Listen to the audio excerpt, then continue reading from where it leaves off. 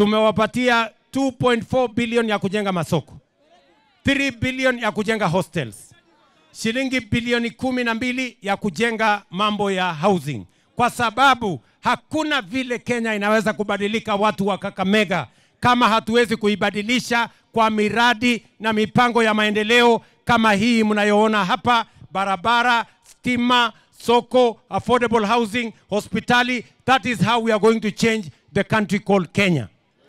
Mnasema tuendelee namna hiyo ama mnasema tufanye namna gani? Tuendelee namna hiyo.